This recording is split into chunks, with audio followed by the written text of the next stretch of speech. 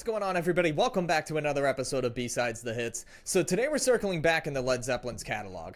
Now, Led Zeppelin were known for not releasing many singles, which even back in the day was pretty unconventional, but from the few singles that they did release, sometimes you would get some pretty crazy pairings, and this is definitely one of them. Honestly, if somebody asked me which two songs perfectly showcase Led Zeppelin, this single would definitely be my go-to. It's the ultimate snapshot of the band at their peak. On one side, you got the rock gods, and on the other, they show off their mastery when they are stripped down to a more intimate acoustic setting. So to kick things off, we got Immigrant Song. This track came together when Robert Plant and Jimmy Page were inspired by their trip to Iceland for the Led Zeppelin 3 tour.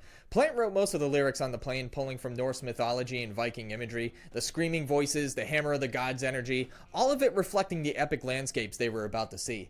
Page had constructed that unforgettable riff in the studio. It's one that hits instantly and carries that sense of unstoppable forward motion.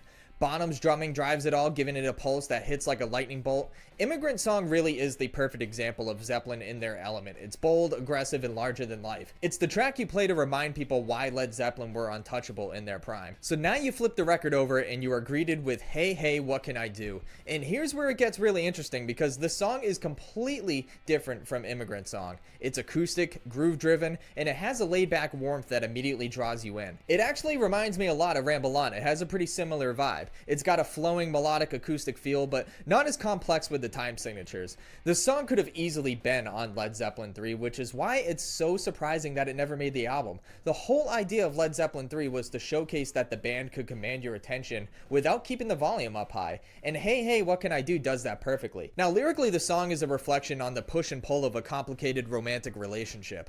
There's tension between wanting freedom and still being drawn to somebody, and Plant's vocals really carry that sense of longing and frustration beautifully. It's intimate and it's personal, and honestly, it's a stark contrast to the mythic larger-than-life imagery of Immigrant Song, which obviously screams power and conquest. Now, over time, Hey Hey What Can I Do has become a fan favorite. It's celebrated for its groove, melody, and quite frankly, its understated brilliance. It was later re-released on Led Zeppelin's compilation record Coda, an album full of outtakes and previously unreleased tracks, giving the song a wider audience and cementing its place in the band's legacy. So in short, this single is more than just a record, it is a statement. It shows Led Zeppelin at the height of their powers, capable of dominating arenas with a riff that hits like a hammer, and then turning around and proving that they can command attention with a stripped down acoustic groove. Hey Hey What Can I Do is a perfect example of the band's skill, subtlety, and musical genius, and when paired with Immigrant Song, it gives you the full picture of what made Led Zeppelin legendary. So guys, that'll do it for today's episode. I hope you enjoyed, and if you did, please be sure to hit that like and subscribe button along with the notification bell to stay updated on when new episodes like this drop.